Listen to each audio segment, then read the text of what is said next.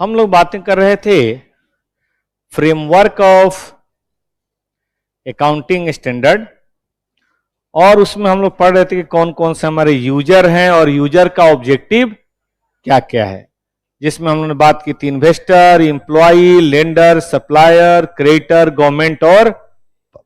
अब आइए आज की बात शुरू करते हैं, यहीं से शुरू करें, पीछे का बहुत रिवाइज करने की जरूरत तो नहीं है।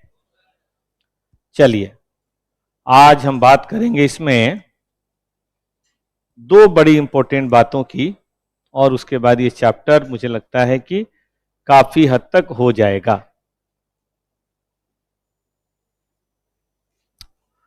चलिए, qualitative characteristics of financial statement. Online के सभी बच्चों को गुड मॉर्निंग। हाँ बेटा बोलिए, कॉन्सेप्ट 5 में क्या करना है, बोलिए, फिर से बताना है। हाथ उठाइए, कहां है, खड़े हो जाइए। इसमें बेटा है कि ऑब्जेक्टिव खड़ा होना कोई पनिशमेंट नहीं, खड़ा होना मतलब अलर्ट होना है। ऑब्जेक्टिव और यूजर और फाइनेंशियल स्टेटमेंट, बल्कि हर यूजर का ऑब्जेक्टिव क्या है। तो इसमें बात हुई थी कि भाई हमें इंफॉर्मेशन देनी है जितनी उनकी जरूरत है।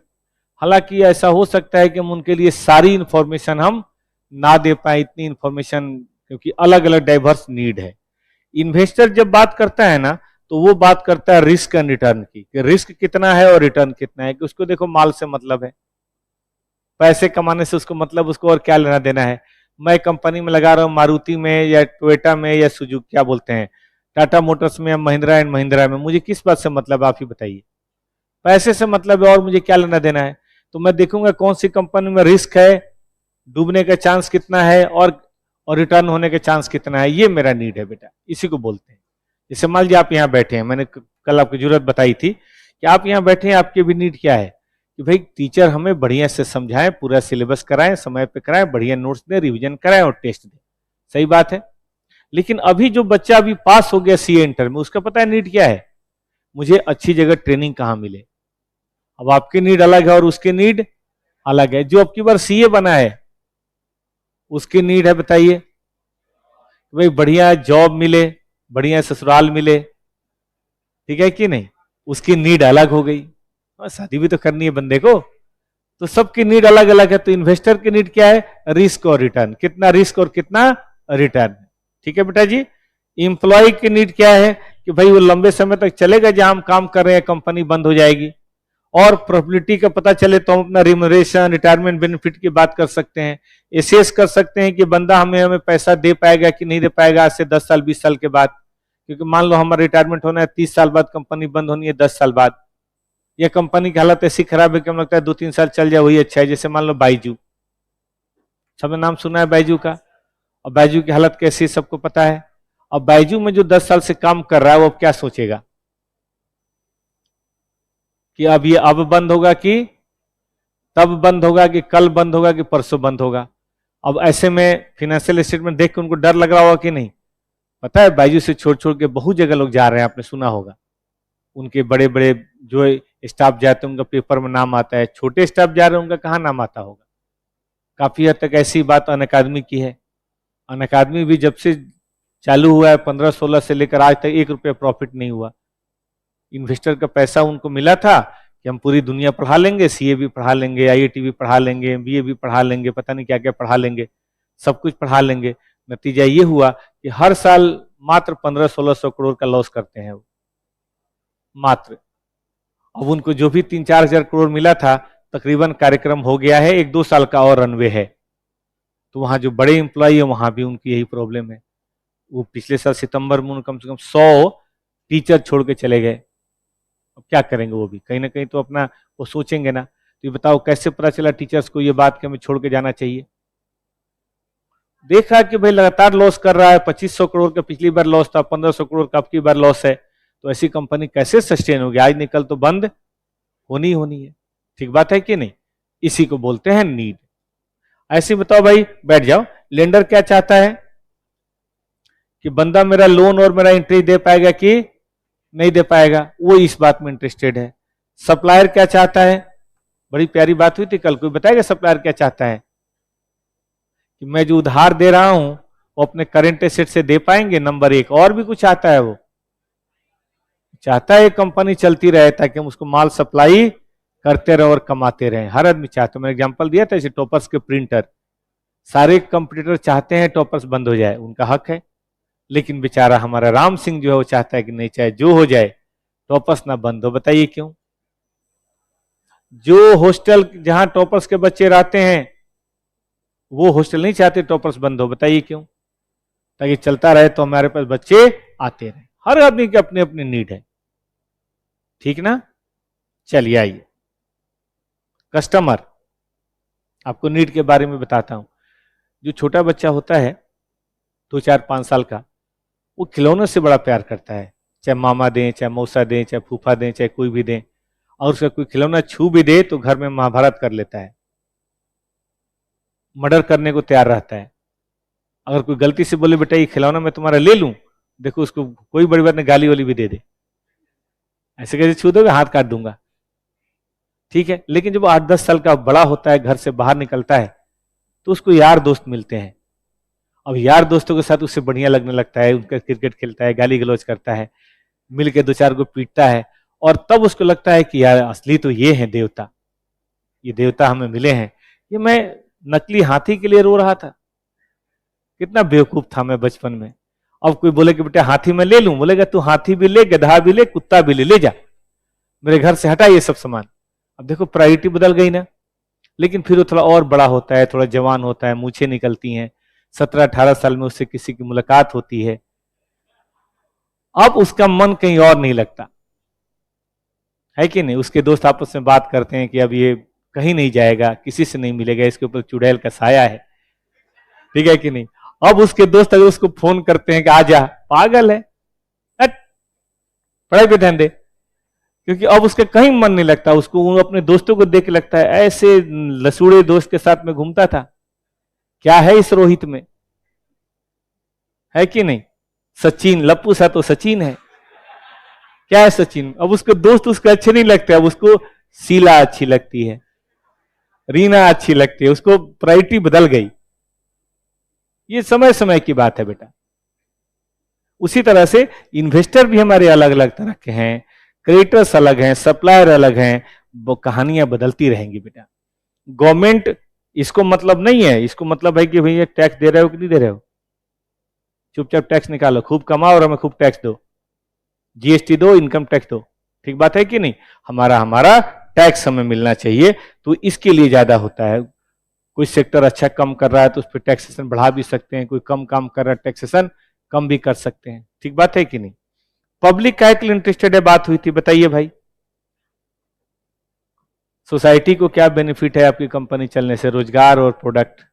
सोसाइटी को क्या नुकसान है, मैंने कहा था पॉल्यूशन है ना, शोर शराबा, सस्टेनेबिलिटी है कि नहीं है, तो ये पब्लिक को नुकसान है। पब्लिक में चाहती है स्टेबिलिटी बनी रहे, कोई दिक्कत नहीं है।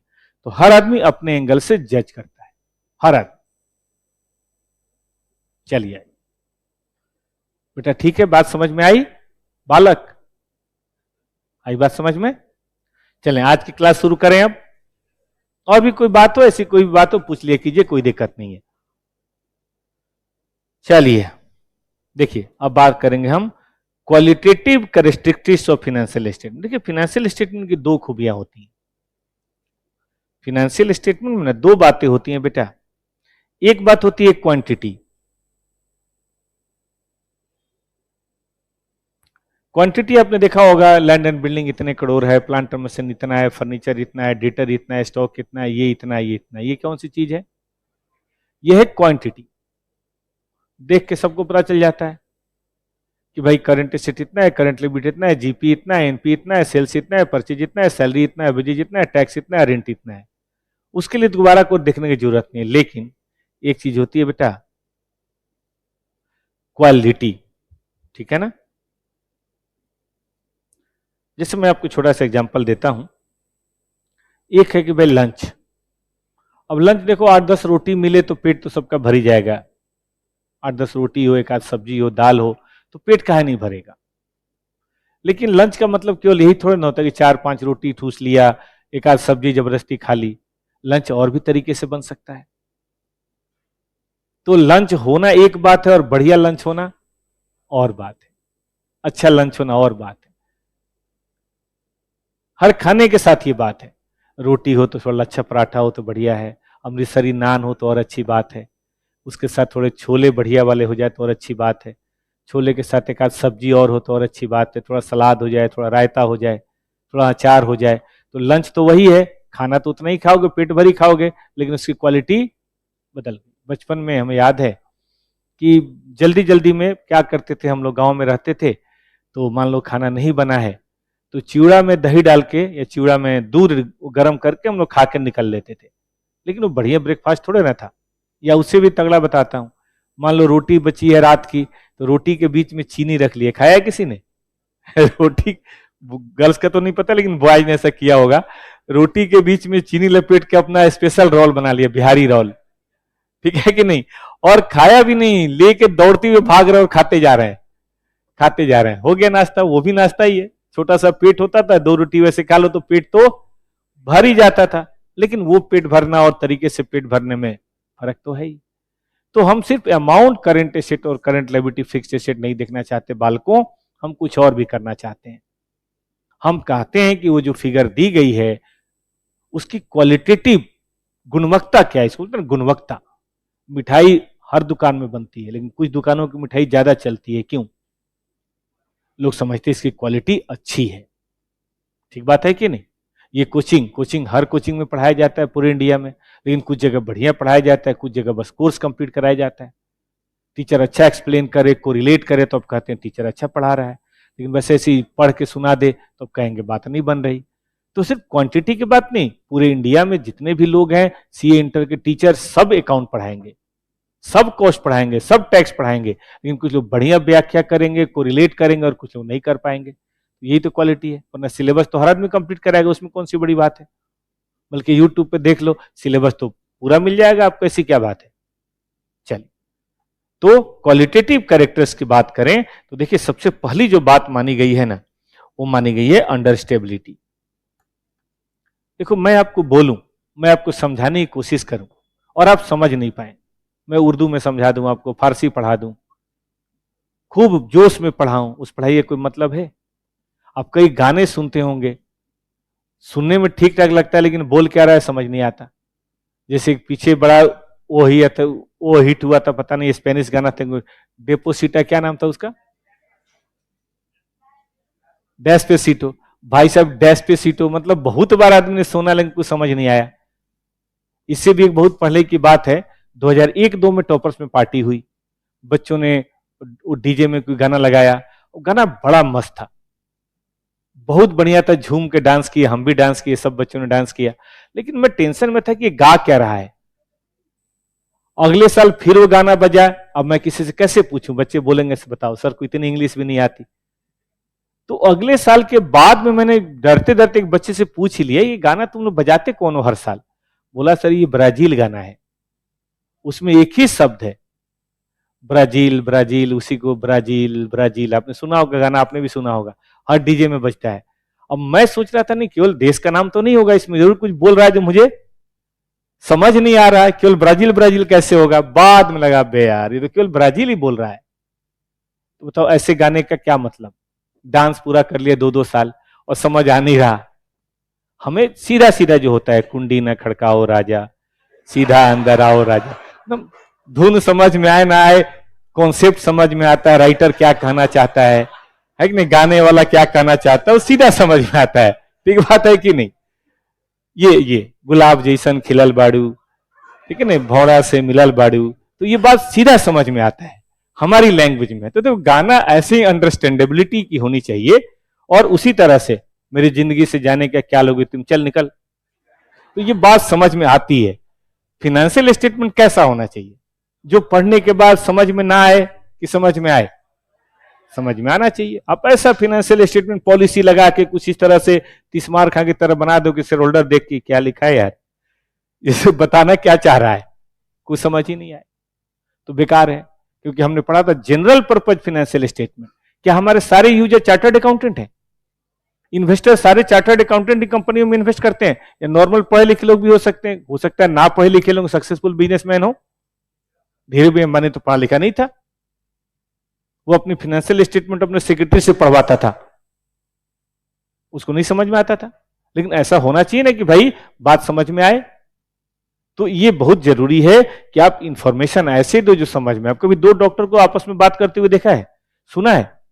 अस्पताल वगैरह में कोई गया हो, कभी रहा हो, मैं पीछे गया था दिवाली के समय, डेंगू हुआ था, दो डॉक्टर ऐसी लैंग्वेज में बात करते थे मुझे इसको समझ ही नहीं आता था। बताते मतलब उनकी लैंग्वेज ही अलग होती है कि भाई एसपीटी बढ़ गया है तो ये घट गया है, तो ल्यूपिन ये हो गया। ल्यूपिन क्या है बे? लेकिन होमोग्लोबिन ये हो गया है तो ऐसे हो गया है, तो इसका ये टेस्ट करेंगे, नॉन अल्कोहलिक फैटी लीवर बढ़ गया है। मतलब उनके टेक्निकल शब्द ऐसे होते हैं कि आम आदमी को समझ नहीं आता, बल्कि आपने देखा होगा लिखते भी इसी तरह से ऐसे लपेट के। कोई तो बता रहा था कि पता है क्या लिखते हैं, वो दवा की दुकान वाले को मैसेज लिखते हैं कि मैंने लूट लिया अब तू लूट, ठीक है? लेकिन जानबूझ के ऐसा लैंग्वेज लिखते हैं, पढ़ के बता दो तो जान जाओ, बड़ी मुश्किल है, दवा की दुकान वाले ही पढ़ पाते हैं। तो ऐसा हमें फाइनेंशियल स्टेटमेंट नहीं बनाना है। हमारा फाइनेंशियल स्टेटमेंट अंडरस्टैंडिंग के लिए है, बेस्ट इंफॉर्मेशन के लिए है। इसलिए बहुत बड़ी खूबी है पढ़ी एक आदमी को इसको रीजनेबल नॉलेज ऑफ बिजनेस हो। अब एकदम अनपढ़ को तो खैर क्या बता पाएंगे हम, और इकोनॉमिक एक्टिविटी हो वो भी रेडिली अंडरस्टैंडेबल हो। पढ़िए, खुद से पढ़िए तो ये लाइन, एक एक लाइन पढ़ना है बेटा, क्योंकि ऑब्जेक्टिव तो कहीं से टपक पड़ सकता है, पता ना आपको। करेंगे आज ऑब्जेक्टिव, इसका पढ़ाएंगे हम आपको।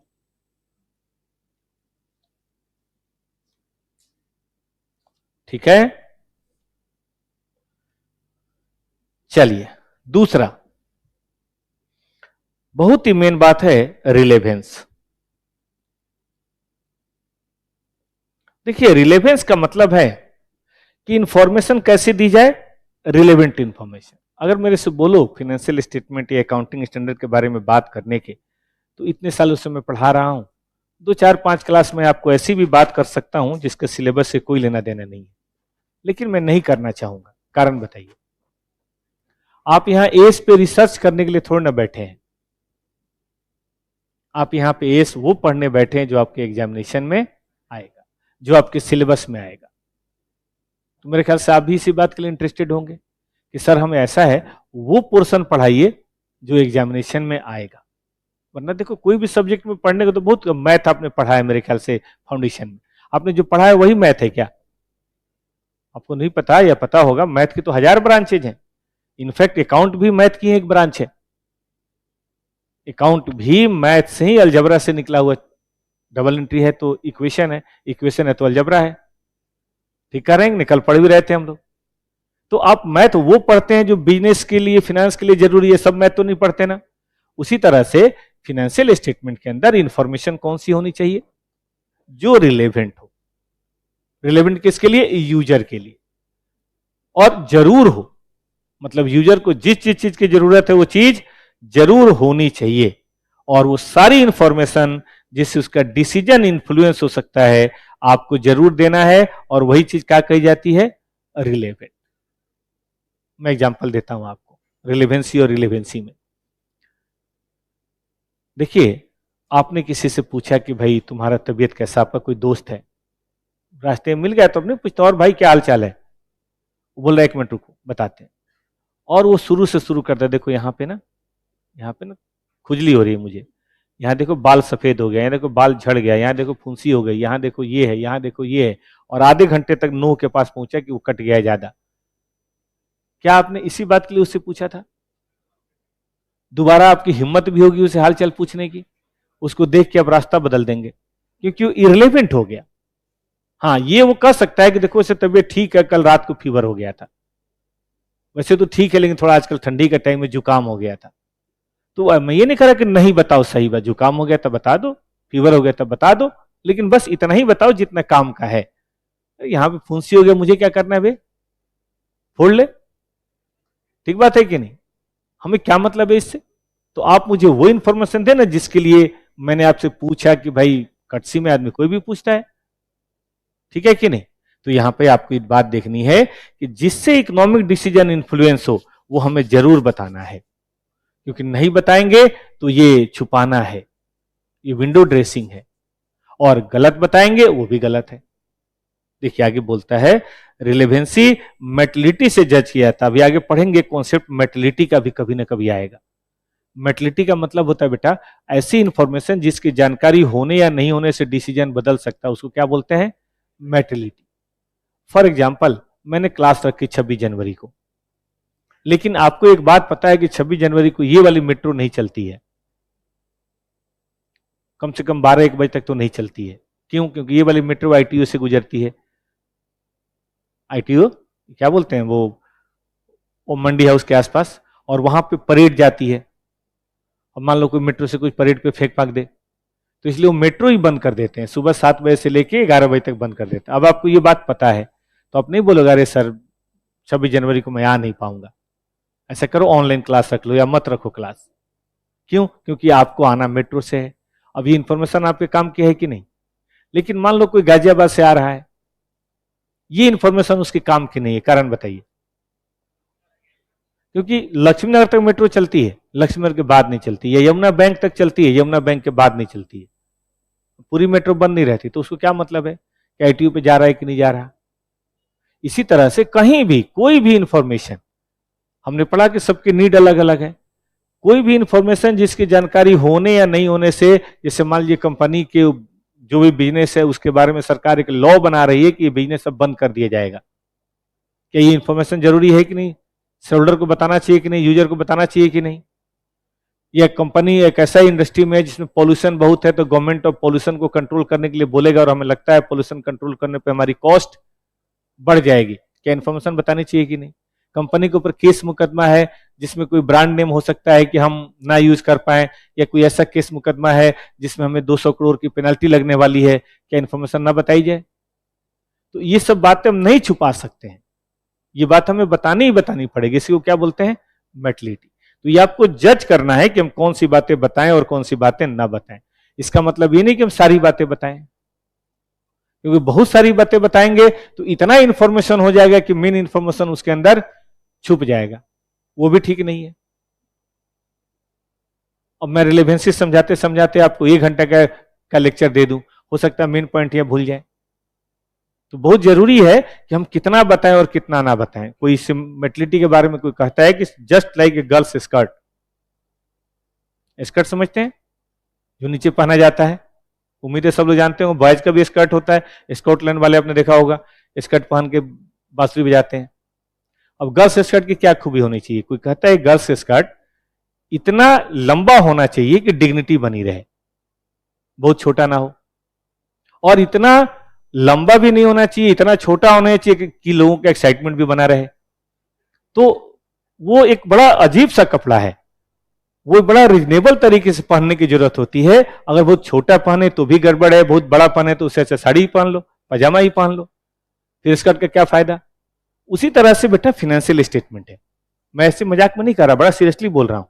हमें फाइनेंशियल स्टेटमेंट में वो सारी इंफॉर्मेशन देनी है कि यूजर का एक्साइटमेंट बना रहे, यूजर की नीड पूरा हो, लेकिन वो कोई भी इंफॉर्मेशन नहीं देनी है जो यूजर के किसी काम का, हमें इंफॉर्मेशन का बोझ नहीं भर देना है।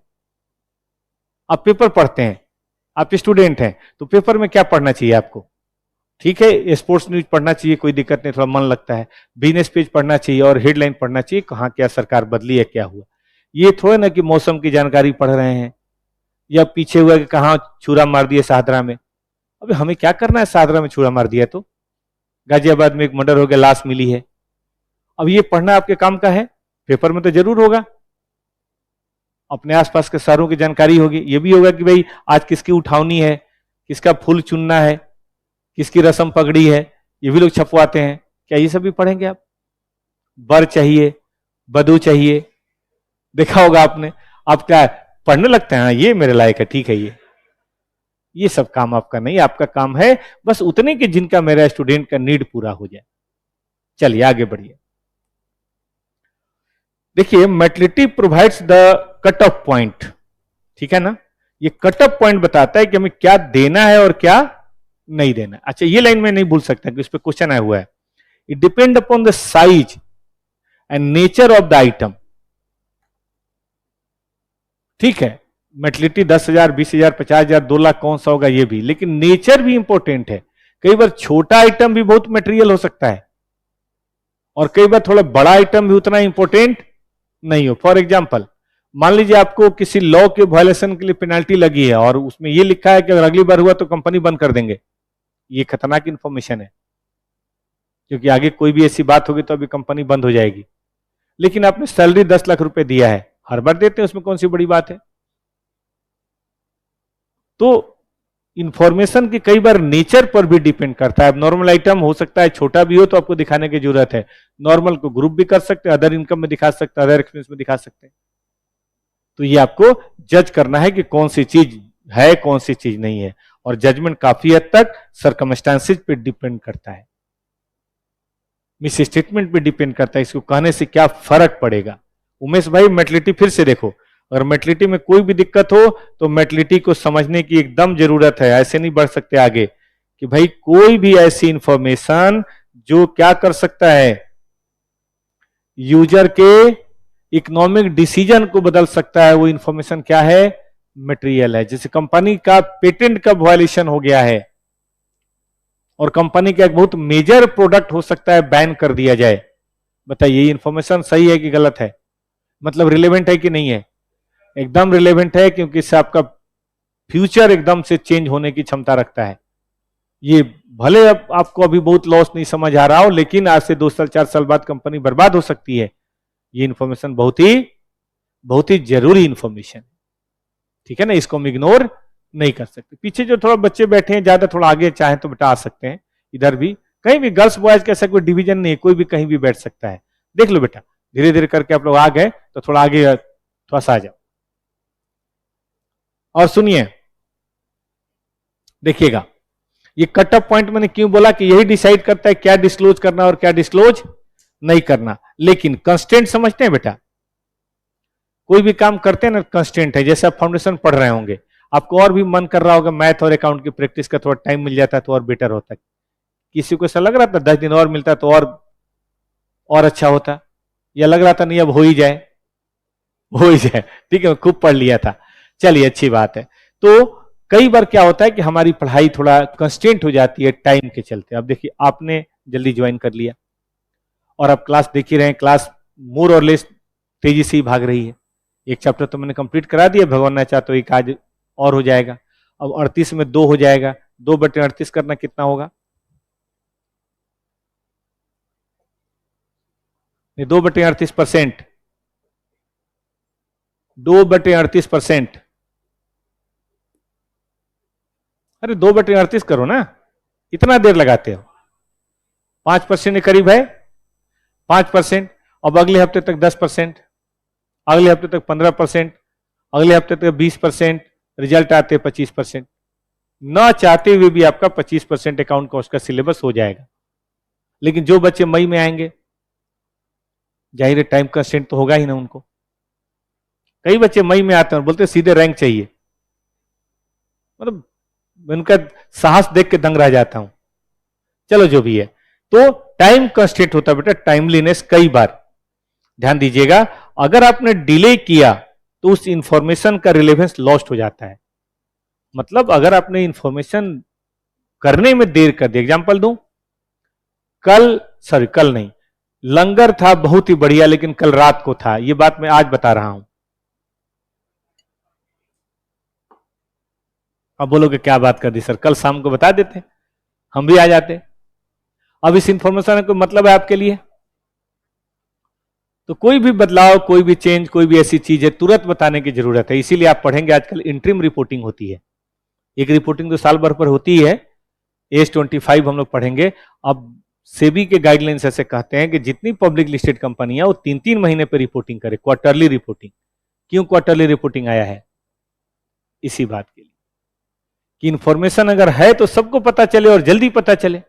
देर करने से क्या फायदा? डॉक्टर भी क्या बोलते हैं, एक आदमी का एक्सीडेंट हुआ, डॉक्टर के पास ले गया तो डॉक्टर ने कहा कि भाई साहब थोड़ा देर हो गया है, आप 5 घंटे पहले अगर आते तो मैं कुछ कर सकता था। जो लेके गया था बड़ा नाराज हुआ, बोला कि अभी एक्सीडेंट आधे घंटे पहले हुआ है, तो 5 घंटे 5 घंटे पहले इसको कैसे लेके आ जाऊं भाई? ठीक बात है कि नहीं?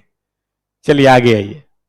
और दूसरा कॉस्ट बेनिफिट, अभी तो आपको नहीं महसूस होगा, लेकिन बाद में जब कैलकुलेशन आप शुरू करेंगे, डिफिकल्ट कैलकुलेशन जिसके लिए हो सकता है कई बार 4 साल 5 साल के अकाउंट देखने पड़ते हैं, रेस्टो इफेक्टिव सुना आपने कभी? पास्ट ईयर से जाके चेंज करने होते हैं। तो ऐसे में अकाउंटेंट का भी देखो फ्री थोड़े ना बैठा है, अकाउंटेंट का भी टाइम की वैल्यू है। और बड़ी कंपनियों में तो देखो 10, 20, 50, 100 ब्रांचेज हैं, तो कुछ भी चेंज करना है तो 100 ब्रांच में चेंज करना पड़ेगा। तो उस समय कॉस्ट भी एक कंस्टेंट हो जाता है। कई बार हम इसलिए भी बहुत ज्यादा बारीक नहीं हो पाते, बहुत ज्यादा मटेरियल नहीं हो पाते, क्योंकि कॉस्ट की प्रॉब्लम होती है। हमें समय भी देखना है और बताइए टाइम भी देखना है, मतलब कॉस्ट भी देखना है, और इसीलिए हम कई बार कंप्रोमाइज कर लेते हैं। कंप्रोमाइज समझते हैं? देखो बॉयज को अगर आप बात करो, बॉयज को कहो कि भाई देखो आज मेरे मतलब रिश्तेदार के यहाँ पार्टी है, तुम चलोगे? अपने रूम पार्टनर को बोलो, तो रूम पार्टनर क्या बोलेगा? 1 मिनट रुक जा भाई, ऐसे पानी मारा, टी शर्ट बदल के या उल्टा करके पहन लिया, कोई दिक्कत नहीं, और बोले बाल ऐसे किया, चल। आप उससे पूछ के देखिए कम से कम नहा तो लो, बोलेगा तेरे बाप की शादी है। अरे मैं बचपन से स्मार्ट हूं, कभी घमंड थोड़ा ना किया है। लेकिन आप वही अपने घर की महिलाओं को, बहनों को, भाभियों को शाम के 7 बजे बोलो कि 8 बजे 9 बजे पार्टी है, लड़ाई होगी, कोई नहीं जा पाएगा पार्टी में। कि 9 बजे जाना था तो आज बताया, और वो भी शाम के 7 बजे। अरे कम से कम पिछले हफ्ते बता देते। ठीक बात है कि नहीं? क्योंकि उनको टाइम चाहिए, और चाहे वो पूरे दिन या 2-3 दिन से भी तैयार हो रहे हो, फिर भी पार्टी में जाके यही कहना है, अरे तो जल्दी जल्दी में आ गई, कुछ कर नहीं पाई। ठीक है कि नहीं? जल्दी जल्दी में आ गई, 2 दिन से हो रहा है लेकिन फिर भी जल्दी। ये क्या है? यही है बेटा टाइम कंस्टेंट। उनके लिए 1 हफ्ता भी कंस्टेंट है, बॉयज के लिए 5 मिनट भी बहुत है। अभी तो क्लास ठीक आपकी चल रही है 11:30 बजे, जनरली क्लास होती है 8 बजे। अभी जो पुराने बैच की क्लास अभी खत्म हुई है 8 बजे चलती है। ऐसे बहुत सारे लड़के हैं जो 7:55 पे अपने हॉस्टल में उठते हैं और 8 बजे यहां होते हैं। एकदम मैं सही बता रहा हूं तुम्हें, जो पहना है जैसे पहना है निकला, चलो चलो सर क्लास कॉस्टिंग कराओ। आइए तो आगे चला जाए। रिलेवेंसी आप याद रखेंगे। रिलेवेंसी के दो कौन कौन से कंस्टेंट? टाइम और कॉस्ट। रिलेवेंसी का सबसे बड़ा पॉइंट मेटेरियलिटी, वो सारी इंफॉर्मेशन बताई जानी चाहिए जिससे यूजर का डिसीजन बदल जाए। जैसे आप यहां बैठ रहे हैं लेकिन सामने वाला बोले भाई मुझे कोविड है, तो आप क्या करेंगे? आप कूद के ऊपर चल जाएंगे, अरे भरत भाई ऊपर का खोलो यार, मैं यहां नहीं बैठ रहा। ठीक बात है कि नहीं? अभी तो समय थोड़ा ठीक हो गया, आज से 3-4 मतलब साल पहले जब कोविड का दौर था और मेट्रो में कोई छींक देता था डब्बा खाली हो जाता था। अगर आपको सीट चाहिए तो बड़ा सिंपल सा था, एक बार छींक दो अपने आप भाग जाएंगे, आराम से फैल के बैठो, क्या दिक्कत है? चलिए इधर आइए। रिलायबिलिटी, इंफॉर्मेशन कैसी दूं मैं आपको? मैं अकाउंटेंट हूं और आप यूजर हैं। कोई भी इंफॉर्मेशन दूं या ट्रू एंड फेयर दूं, सच्ची इंफॉर्मेशन दूं या बना के कुक्ड इंफॉर्मेशन दूं मैं आपको? रिलायबिलिटी ट्रस्ट इशू है, जो है जैसा है वो दिखाया जाना चाहिए, हमें न्यूट्रल होना है। आज न्यूज चैनल को देख के आप विश्वास करते हो? क्योंकि न्यूज चैनल बिल्कुल दो तरह के हो गए हैं, एक वो जो बिल्कुल बीजेपी के फेवर में बोलते हैं, कोई कमी नजर नहीं आती, और एक वो जो बीजेपी बेचारा कुछ भी कर दे उसके अगेंस्ट में ही बोलेंगे। अब दोनों चैनलों को देख के आपको क्या लगता है? बेकार ही देख रहे हैं हम, क्योंकि दोनों ही रिलायबल नहीं है, दोनों ही निष्पक्ष नहीं है, न्यूट्रल नहीं है। जबकि हमें क्या होना चाहिए? जब हम कोई फाइनेंशियल स्टेटमेंट देखते हैं टाटा स्टील का, तो मान के चलते हैं इसमें जो लिखा है सच्चा लिखा है, कुक्ड नहीं है, आर्टिफिशियल नहीं है, चीजों को बढ़ा चढ़ा के या चीजों को दबा के नहीं दिया गया है। दिया गया है तो फिर तो ये क्रिएटिव अकाउंटिंग हो गई, फिर तो ये विंडो ड्रेसिंग हो गया। मैं इसके बेसिस पे अपना इन्वेस्टमेंट कैसे कर सकता हूं? गलत हो जाएगा ना बेटा जी। तो चलिए यही बात यहां है, to be useful information must be reliable. इसका मतलब फ्री फ्रॉम मटेरियल एरर और वाइस्ट। ठीक है, हम किसी भी इंफॉर्मेशन को तब तक रिलायबल नहीं कर सकते जब तक कि, ध्यान दीजिएगा, फेथफुल प्रेजेंटेशन ना हो ट्रांजैक्शन का, विश्वसनीय। ठीक बात है। Number 2, substance over form. ये समझते हैं कोई? फाउंडेशन में था, क्या समझते हैं? कोई एक आदमी बताए, एनीवन? बहुत सही वर्ड बोला इन्होंने, और कोई बताएंगे थोड़ा एक्सप्लेन करके? क्योंकि बहुत शॉर्ट हो गया, थोड़ा और एक्सप्लेन करके। सब्सटेंस ओवर लीगल फॉर्म, इन्होंने कहा रियलिटी ओवर लीगलिटी। हाँ बेटा बोलिए।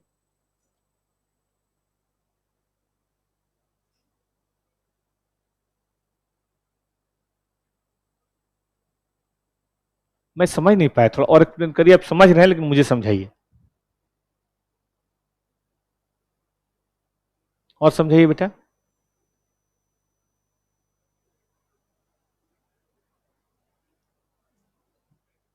कोई एग्जांपल दे सकते हैं?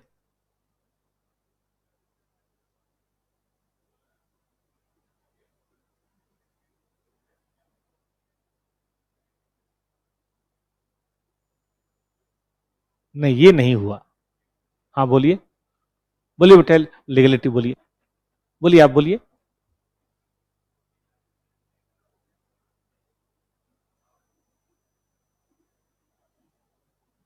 ना ये नहीं हुआ। अकाउंट का बताइए। हाँ सर बोलिए। बैठ जी, ठीक है, लेकिन अकाउंट का नहीं हुआ ये। क्या मतलब?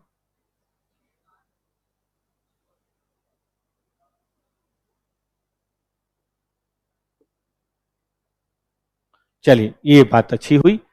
देखिए, ये कहता है कि कई बार ऐसा होता है, कई बार, हमेशा तो नहीं, कई बार, कि चीज कुछ और होती है लेकिन दिखाई वो कुछ और देती है। जैसे उन्होंने कहा इंस्टॉलमेंट या हायर परचेज, उसमें क्या होता है, 10 लाख की कार होती है बेटा जी, और हम 1-1 लाख की इंस्टॉलमेंट देते हैं, 2-2 लाख की इंस्टॉलमेंट देते हैं, ऐसा कुछ होता है। और कॉन्ट्रैक्ट में लिखा होता है कि जब तक आपने आखिरी इंस्टॉलमेंट नहीं दिया, ये कार आपकी नहीं है, तब तक ये कार सिर्फ हायर है। हायर मतलब रेंट, और आप जो पे कर रहे हो रेंट पे कर रहे हैं। जिस दिन आपने पैसा देना बंद किया, हम कार उठा के ले आएंगे, और जो भी आपने पैसा दिया है सब रख लेंगे, क्योंकि आपने रेंट दिया है, इसमें कौन सी बड़ी बात है। घर भी ऐसा लोग खरीदते हैं 15 साल के हायर पे, कि 15 साल तक देना है, अगर 10 साल देने के बाद छोड़ दिया तो घर वापस, क्योंकि घर आपका था ही नहीं। घर कब होगा आपका? जब 15 साल आप पे करेंगे तब। तो ये होता है कॉन्ट्रैक्ट। ठीक बात है, ये कॉन्ट्रैक्ट है। अब आज जाके देखिए, नोएडा, ग्रेटर नोएडा में जितने भी घरें बिक रही हैं, फ्लैट बिक रहे हैं, 90% फ्लैट बेटा ऐसे बिक रहे हैं जो क्या है, हायर परचेज पे। अब उसमें किसी ने गृह प्रवेश किया, तो उसने भोज भात दिया और आपको बुलाया कि बेटा आ जाओ। जब आप गए तो आपने उनको बोला, आपको पता चला हायर परचेज पे है, तो आपने बोला अंकल भाड़े पे आपने बहुत अच्छा घर लिया है। भाड़े के घर में भोज दिया जाता है गृह प्रवेश का? आपने दिया? जब लक्ष्मणनगर में आए, भाड़ा लिया, हॉस्टल लिया, तो भोज दिया सबको? अरे मैंने हॉस्टल ले लिया, बेड ले लिया मैंने, आजा भाई पार्टी कराता हूं। बताइए उसको कैसा लगेगा मेहमान को? बोलेगा बेटा ऐसा थाली नीचे रखो, इधर गेट है, निकल लो। अरे मैंने लोन पे खरीदा है, ठीक है थोड़े पैसे बाकी हैं, 10 साल में दे दूंगा, लेकिन मैंने खरीदा है भाड़े पे। देखो बंदा क्या सोच रहा है कि मैंने खरीदा है, जबकि कानून क्या कह रहा है, भाड़े पे है। अकाउंटिंग कैसे की जाए? खरीदने जैसे कि भाड़े जैसे? अकाउंटिंग भाड़े जैसे नहीं होगी, क्योंकि खरीदने वाले का इंटेंशन है खरीदना। और बताओ बेचने वाला बिल्डर क्या सोच के दिया है, भाड़े पे दे रहे हैं, उसने क्या सोच के दिया है, बेच दिया, तो उसका इंटेंशन बेचना है। तो चूंकि दोनों का ही इरादा अलग अलग है, तो बोलिए क्या होना चाहिए? सब्सटेंस। सब्सटेंस ये है कि मैंने खरीद लिया, क्रेडिट उन्होंने बेच दिया, क्रेडिट, ना कि भाड़े पे दिया और भाड़े पे लिया। ठीक बात है ना? तो रिलायबल तब मानेंगे जब आपने सब्सटेंस को ध्यान दिया है, लीगल फॉर्म को ध्यान नहीं दिया। जैसे हाई कोर्ट, सुप्रीम कोर्ट में कई बार ऐसे केसेज आए हैं जिसमें लिव इन रिलेशनशिप में अगर प्रॉब्लम होती है, एक दूसरे से लोग दूर होते हैं, तो जनरली मेल मेंबर अपनी ड्यूटी नहीं समझते, बोलते हैं हमारी शादी थोड़े ना हुई थी। तो हाई कोर्ट कहता है बेटा तुम 10 साल से लिव इन में रह रहे थे, तो ये शादी ही तो है, तो तुम्हारे वही राइट्स एंड ड्यूटीज हैं जो बताइए मैरिज के होते हैं। आपको कंपनसेशन देना पड़ेगा लेडीज को। 10 साल आप लिव इन में है, अब क्या बच गया? शादी है वो, जस्ट लाइक इक्वल टू शादी। भले लीगली शादी नहीं है, लेकिन सब्सटेंस तो शादी का ही है, तो आपको सारी राइट्स एंड ड्यूटी देनी पड़ेगी। इवन जो अगर कोई बाल बच्चा भी हो गया हो तो उसका वही राइट एंड ड्यूटी होता है जो नॉर्मल शादी के बाद के बाल बच्चों का होता है, आप उससे बच नहीं सकते। यही है सब्सटेंस ओवर लीगल फॉर्म। तो वो प्रैक्टिकल बात है, ये अकाउंटिंग की बात है। चलें आगे। देखिए, फ्री फ्रॉम बायस्ड मतलब चीजों को आप अपने हिसाब से मत बोलिए, चीजों को आप अपने हिसाब से बढ़ा दिया घटा दिया, नहीं नहीं, जैसा है वैसा लिखिए। जैसे मान लीजिए ब्लड टेस्ट का रिपोर्ट होता है तो बेचारा माइक्रोस्कोप से देखता है और जैसा होता है लिख देता है। ये नहीं कि ऐसा लिखने पे डॉक्टर इसको समझेगा कि ज्यादा बीमार है, कम बीमार है, अपने से थोड़ा कम कर दे, ज्यादा कर दे, ऐसा करता है वो। डॉक्टर को एज इट इज रिपोर्ट करता है। हम भी यही करेंगे भाई, जिसको जो समझना है आपने समझे। आगे, प्रूडेंस एक्सरसाइज करना है। प्रूडेंस समझते हो क्या होता है प्रूडेंस?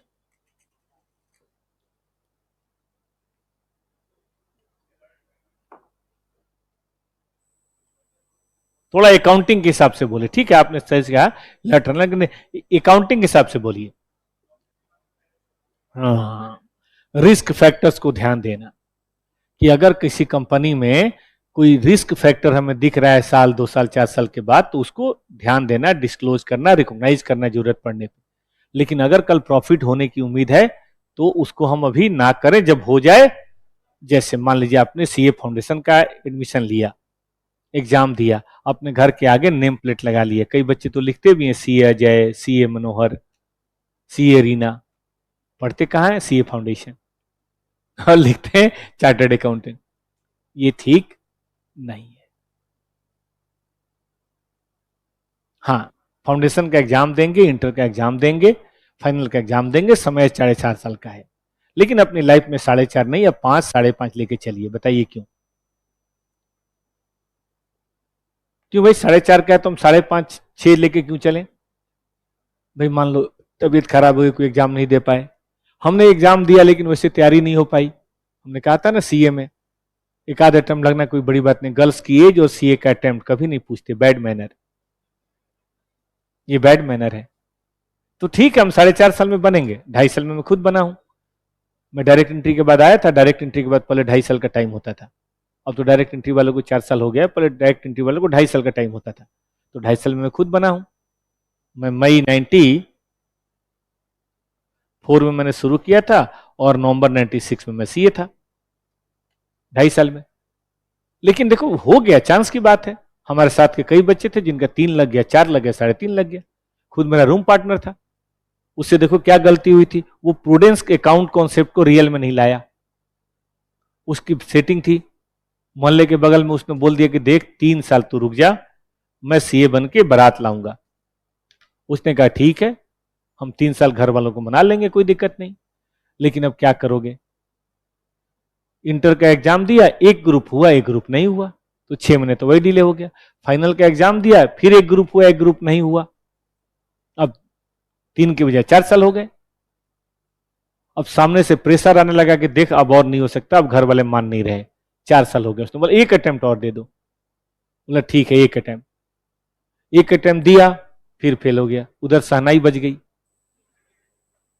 अगला अटेम्प्ट दिया, पास कर गया।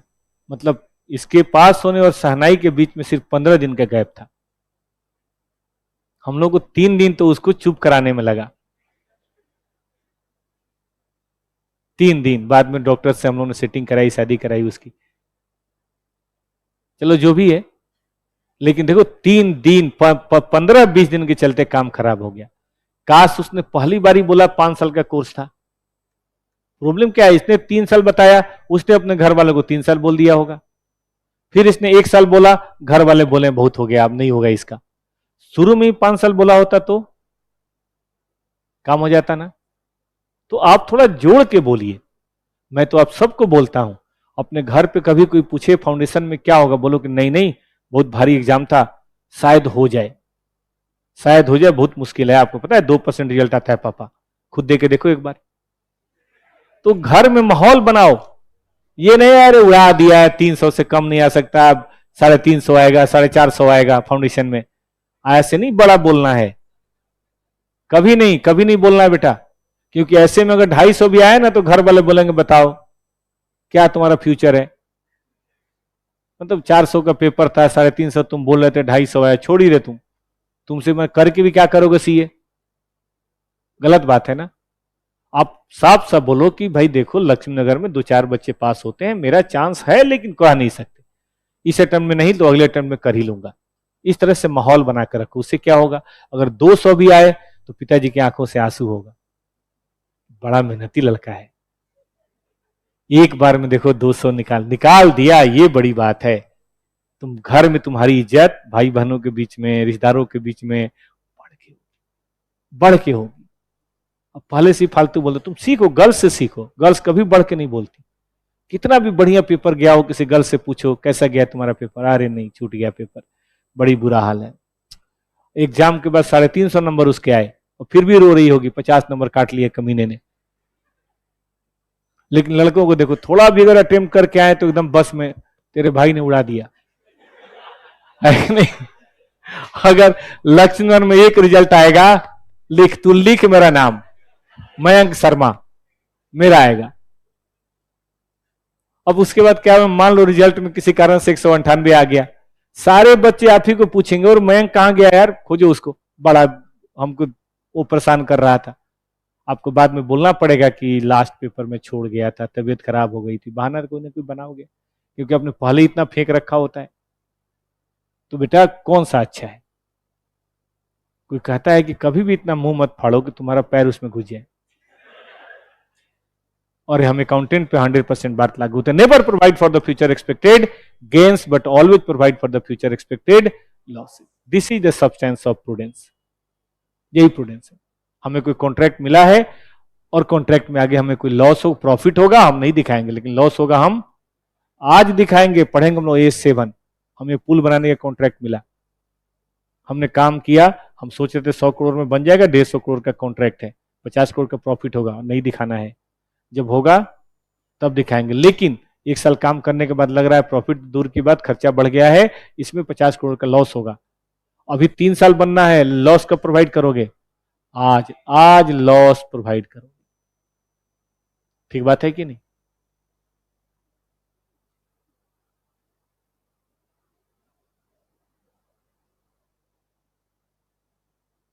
चलिए बी पॉइंट बताओ, कौन सा बी पॉइंट बेटा? सब्सटेंसिबल लीगल फॉर्म। ये बताया तो बेटा अभी कि चेहरा न देखो दिल को देखो, चेहरे ने लाखों को लूटा, दिल सच्चा और चेहरा झूठा। बिल्कुल यही गाना ही बना है बेटा इसी फॉर्म से। जरूर वो सीए फाउंडेशन फेल लड़का होगा जिसने गाना लिखा होगा कि भाई देखो दिल को देखो, चेहरा ना देखो।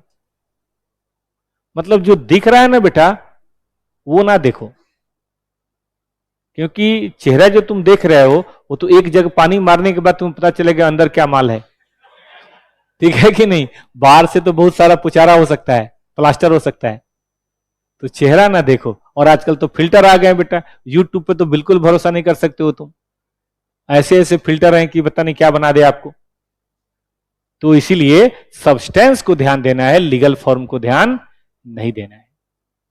अगर कभी दो मत हो, मान दोनों एक है तो फिर क्या दिक्कत है, लेकिन कहीं दो मत हो तो आगे आओ। प्रूडेंस याद रहेगा। चलिए, इंफॉर्मेशन मस्ट बी कंप्लीट, आधी अधूरी इंफॉर्मेशन नहीं देनी है, जो बताओ पूरी बताओ। आगे कंपेरेबिलिटी। कंपेरेबिलिटी का मतलब होता है कि जब भी आदमी कोई डिसीजन ले रहा होता है तो ऑप्शंस की बात करता है। कौन ऐसा नहीं है जो ऑप्शंस की बात नहीं करता? जैसे अब आप ही हैं, सीए में एडमिशन ले रहे होंगे तो आपके सामने सीएस भी था, सीए भी था, सीडब्ल्यू भी था, इवन बीबीए भी होगा, 5 ईयर्स एलएलबी भी होगा। कॉमर्स वाले तो सब कर ही सकते हैं कम से कम, ठीक बात है कि नहीं? सीए कर सकते थे, आप सीएस भी कर सकते थे, मेरे ख्याल से सीएमए भी कर सकते थे, 5 ईयर्स एलएलबी भी कर सकते थे, और एक कोर्स होता है बीबीए, सब प्रोफेशनल कोर्स ही हैं। सही कह रहा हूं कि नहीं? आपने सीए करने से पहले कुछ सोचा या जय बजरंगबली? कुछ नहीं सोचा, ऐसा तो नहीं है। जनरली नहीं सोचता है कि भाई किसमें क्या सैलरी मिलती है, किसमें कितनी इंप्लॉयमेंट के चांसेज हैं, किसमें क्या ग्रोथ के चांसेज हैं, मार्केट में क्या रिस्पेक्ट है, कुछ बातें सोचते नहीं हो, कंपेयर करते हो ना भाई सबको, फिर कंपेयर करके आपको लगा होगा कि यही ठीक है। आप अपनी अभिरुचि सोचते हैं कि हमारा इंटरेस्ट किस में है, थ्योरेटिकल हो, लीगल हो तो सीएस करना चाहिए, मैथमेटिकल वगैरह हो तो सीए करना चाहिए, इस तरह की बातें होती हैं, ठीक है ना। तो मुझे लगता है कि ये बातें हम ऐसा करते हैं। बेटा इसी तरह से जो आदमी इन्वेस्टमेंट करने जा रहा है, मान लो मुझे आज 50,000 रुपए लगाने हैं और कंपनियां बहुत सारी हैं, किसी में लगा सकते हैं। मैंने कहा ना कि बॉम्बे स्टॉक एक्सचेंज में 5,000 कंपनियां लिस्टेड है अप्रॉक्स, तो 50,000 में तो मैं किसी के शेयर भी खरीद सकता हूं। 200, 400, 500, 1000 रुपये शेयर का दाम होता है, आराम से मैं खरीद लूंगा। लेकिन मैं ऐसे ही खरीद लूं या कुछ सोचूंगा, देखूंगा, कंपेयर करूंगा। चलो 50,000 वाला तो उतना नहीं कंपेयर करेगा, लेकिन जिसको 5 करोड़ लगाना है वो तो बहुत देखेगा, वो तो सभी के रिस्क फैक्टर को देखेगा, सभी की फ्यूचर ग्रोथ को एस्टिमेट करने की कोशिश करेगा, परसीव करने की कोशिश करेगा, और उसका हक है। ऐसे कैसे इन्वेस्ट कर देगा वो? तो कहने का मतलब है कि जो भी इन्वेस्टर है वो इंटर फर्म कंपैरिजन करता है। इंटर फर्म का मतलब टाटा में लगाऊं कि बिरला की कंपनी में, कि अडानी की कंपनी में, कि रिलायंस की कंपनी में, इसको क्या बोलते हैं? Inter firm. और उसके बाद अगर वो तय कर लेता है कि मुझे फलाना टाटा की कंपनी में लगाना है, तो इंट्रा फर्म भी करता है। इंट्रा फर्म मतलब सेम कंपनी अलग अलग साल। ये बताऊं, ये फिर से बताऊं, ये टाटा में जाओगे या बिरला में, ये क्या हुआ? जैसे आपने सुना होगा inter school competition. Inter school competition में कहां के बच्चे आते हैं? 2-3 स्कूल के आते हैं, 2-3 स्कूल के आते हैं कि नहीं, कम से कम। और इंट्रा फर्म का मतलब होता है बेटा कि 2021 में कैसा था और 2022 में कैसा था, लेकिन कंपनी टाटा स्टील ही है, कंपनी टाटा मोटर्स ही है। एक कंपनी का 2 साल 3 साल कंपेयर करेंगे तो क्या बोलेंगे? Intra firm. और 2-3 कंपनियों का कंपेयर करेंगे तो क्या बोलेंगे? Inter firm. तो देखो ये जरूरी होता है डिसीजन मेकिंग के लिए। आपने अगर रेशियो पढ़ा हो किसी बच्चे ने 10+2 में, सीबीएसई से है कोई? रेशियो एनालिसिस ऐसे ही पढ़ लिया था, कुछ पढ़ा था? लॉकडाउन में तो नहीं थे ना, पढ़ा था रेशियो। तो उसमें देखा होगा जनरली 2 साल का रेशियो निकालते हैं और तब बताते हैं कंपनी अच्छा हुआ कि बुरा, कंपनी ने बढ़िया परफॉर्मेंस किया, खराब परफॉर्मेंस किया, ऐसा बोलते हैं कि नहीं बेटा? तो देखो दोनों साल का स्टेटमेंट एक जैसा होना चाहिए, कंपेरेबल होना चाहिए ना। तुम स्टेटमेंट ऐसा बना दो कि मैं कंपेयर ही नहीं कर पा रहा, तो फिर तो ठीक बात नहीं है ना। तो देखो यहाँ पे यही कहता है कि बहुत जरूरी है कि कंपेरेबिलिटी हो, ठीक है कि नहीं। लेकिन कंपेरेबिलिटी का मतलब आप ये नहीं समझिए कि बस केवल यूनिफॉर्मिटी कर दिया तो कंपेरेबिलिटी हो गया, ऐसा नहीं है। कंपेरेबिलिटी का मतलब जो भी पॉलिसी वगैरह फॉलो कर रहे हैं वो तरीके से आपको करना चाहिए, ठीक है कि नहीं। But it does not mean कि कभी चेंज ही नहीं होगा। आपने कभी सुना है कंसिस्टेंसी? भाई अकाउंटिंग जो पॉलिसी फॉलो करो कंसिस्टेंटली करो, लेकिन कंसिस्टेंटली का मतलब ये नहीं कि रिजिड हो जाओ, कभी चेंज कर ही नहीं सकते, चेंज कर सकते हैं, अगर जरूरत पड़ी तो हम चेंज भी कर सकते हैं। तो ये कौन सा है? चौथा। एक एस है सीए फाइनल में, एस मतलब इन डेस 1, वो कहता है कि बातें तो कई हैं लेकिन 2 सबसे मेन है। कौन कौन से सबसे मेन है दोस्त? तो वो कहता है कि रिलेवेंसी और रिलायबिलिटी, ये सबसे मेन है। रिलेवेंट हो और विश्वसनीय हो तो और क्या चाहिए। लेकिन बातें और भी हैं, चलिए पढ़ते हैं। True and fair. True and fair का मतलब यह होता है कि जो भी फिनेंशियल स्टेटमेंट है, ठीक है कि नहीं, आप ट्रू एंड फेयर हिसाब से बनाइए, इसके बगैर बात नहीं बनेगी। ट्रू एंड फेयर का मतलब सच्चा बनाइए भाई, वो व्यू प्रेजेंट करे जो रियल में है, ठीक बात है कि नहीं। देखिए यहां क्या लिखा है, principal qualitative character and appropriate standard normally result in portraying true and fair view of the principal. मतलब हमने ऊपर पढ़ा ना, कौन कौन सी चीजें पढ़ी? कंपेरेबल हो, और कौन सा पढ़ा? रिलायबल हो, रिलेवेंट हो, अंडरस्टैंडेबल हो। अगर ये सब है तो मानेंगे कि ट्रू एंड फेयर तो है ही है, मतलब वो सब छोड़नी नहीं है। वो सब छोड़ दोगे तो ट्रू एंड फेयर हम नहीं कह पाएंगे। आइए अब इस पे एक क्वेश्चन कौन कौन सा आया है बेटा वो देखो। एक क्वेश्चन आया है कि क्वालिटेटिव कैरेक्टरिस्टिक्स की बात करो जिससे इंफॉर्मेशन की यूटिलिटी बढ़ती है। तो कौन कौन से 5 लिखोगे? चलो हमारे साथ पांचों 5 बार बोलना है। पहला बताओ, दूसरा, तीसरा, चौथा, पांचवा, ये एक बार हुआ बेटा, ऐसे ही 4 बार और बोलना है, ठीक है ना, ताकि जुबान की मेमोरी डेवलप हो जाए। चलो दूसरा, अंडरस्टैंडेबिलिटी, ठीक है, ट्रू एंड फेयर, 2 बार हुआ, तीसरी बार बताओ सब लोग, ठीक है, 3 बार हुआ।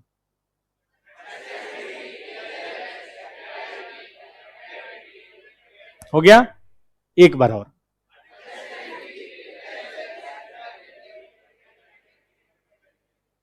कई लोगों को लगता है ये पढ़ने का तरीका नहीं है, लेकिन मेरा एक्सपीरियंस कहता है कि ये भी पढ़ने का पार्ट बना लीजिए, केवल यही नहीं करना है कि रटना है। मैंने कम से कम 45 मिनट आपको ये 5 बातों पे बात किया, आधे घंटे बात किया, तब मैं बोल रहा हूं, क्योंकि अगर देखो कितने भी तुम समझे हुए हो और 5 बातें तुम्हें एग्जाम में अगर याद नहीं आए, 3 याद आए, तो नंबर पूरे नहीं मिलेंगे। तो एग्जाम की प्रॉब्लम क्या है बेटा, कि एग्जाम आज भी मेमोरी बेस है। अब ये क्वेश्चन देखो, ट्रू एंड फॉल्स तो नहीं है, कैसा क्वेश्चन है ये, सब्जेक्टिव है। अब 5 है, तुम 3 लिख के आओगे, एग्जामिनर के पास जो आंसर होगा उसमें क्या लिखा होगा, 5, क्योंकि वो तो स्टडी मटेरियल से बनता है। अब तुमने 3 लिखा, तो एग्जामिनर ना चाहते हुए भी आपका एक आध नंबर काटेगा कि नहीं, ना चाहते हुए। अच्छा एक बात बताऊं, और आपने 5 हेडिंग लिख के अंदर में कोई भी माल जमा दिया, शायद पूरे नंबर मिलेंगे, क्योंकि एग्जामिनर उतना डिटेल से देखता नहीं है। सब्जेक्टिव एग्जाम को पास करने में ना, इस बात का ध्यान देना, सब्जेक्टिव एग्जाम को पास करने में खासतौर पर थ्योरी, हेडिंग्स का बहुत बड़ा रोल है। तुम हेडिंग बढ़िया से लिख दो और अंदर गाने भी लिख दो, लेकिन गाने हिंदी में नहीं लिखना, रोमन में लिखना। आपको मैं बताता हूं 90% चांस है कि वो नहीं देखेगा, क्योंकि एग्जामिनर के लिए आप सिर्फ 100 रुपए हैं। सही कह रहा हूं, आपकी कॉपी कितने की है, 100 रुपए की है, एक कॉपी का 100 रुपए मिलता है, वो चार्टर्ड अकाउंटेंट कितना ध्यान देगा वो। और वैसे भी चार्टर्ड अकाउंट पढ़ेंगे आप, सैंपल टेस्टिंग करते हैं।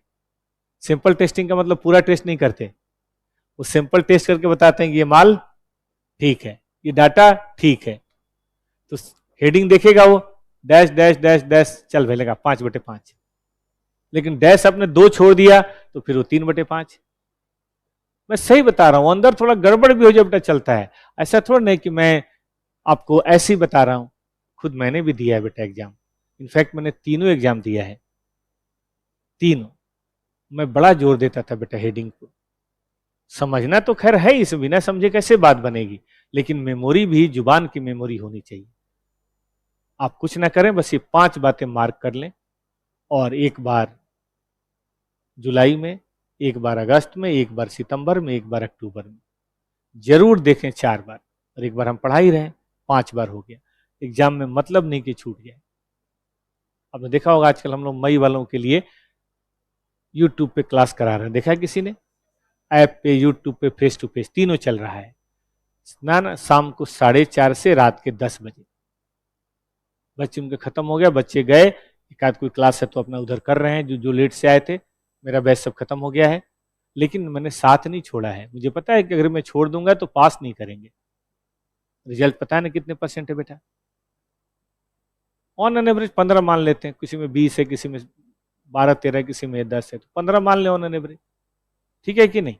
तो 15 को अगर 50% लाना है टॉपर क्लासेज को, और आपको तो मेहनत तो करना ही पड़ेगा। देखो 100 की गारंटी तो मैं नहीं देता, लेकिन पिछले 5-6 अटेम्प्ट से मैं देख रहा हूँ कि हम लोग नियर अबाउट 50% रिजल्ट ले लेते हैं। और 50% रिजल्ट बेटा आपकी मेहनत से ही आएगा, ऐसे नहीं आएगा। चलिए आगे बढ़िए, ये बताइए, one of the characters in neutrality, क्या आप इससे एग्री हैं। न्यूट्रलिटी को हम लोगों ने कौन से नाम से पढ़ा था, रिलायबिलिटी नहीं, अनवाइस्ड, अनवाइस्ड, ठीक है ना, मतलब अनवाइस्ड होना ही तो, जैसे मान लीजिए कि आपके टीचर हैं, अब बार बार आपके दोस्त का पक्ष ले लेते हैं, आप सही भी बनाओ तो आपको नंबर काट लेते हैं, आपके दोस्त को नंबर दे देते हैं, क्योंकि उनका रिश्तेदार है वो, तो अब क्या बोलेंगे, सर बहुत ही बायस्ड है। लेकिन जैसा लिखे वैसा नंबर दे तो अब क्या बोलेंगे, सर अनबायस्ड है। जनरली ऐसा होता है, गर्ल्स अगर होमवर्क ना करे टीचर, कोई नहीं बेटा, कोई दिक्कत थी घर में, जी हमारे यहाँ सत्यानारायण भजन कथा थे, अच्छा कोई नहीं बेटा कल प्रसाद ला देना। और बॉयज बोले कि हम नहीं बना के ला, इधर आ, इधर आ, हट, बॉयज को उसी बात के लिए 2 चाटे 3 चाटे, और गर्ल्स को ठीक है बेटा कल प्रसाद दे देना बस। इसी को बोलते हैं कलयुग में वायस होना, यही वायस होना है। चलिए, yes one of the character, ठीक है बेटा। टू बी रिलायबल, रिलायबल होने के लिए जरूरी है कि इंफॉर्मेशन तो दी जाए कैसा हो, न्यूट्रल। न्यूट्रल का मतलब फ्री फ्रॉम बायस्ड हो, है ना। हमारा सिलेक्शन, हमारा प्रेजेंटेशन, हमारा फोकस, हमारा डिस्क्लोजर किसी खास बात को हाईलाइट करने के लिए या किसी खास बात को छुपाने के लिए नहीं होना चाहिए। जो है जैसा है वो दिखाओ, ठीक बात है।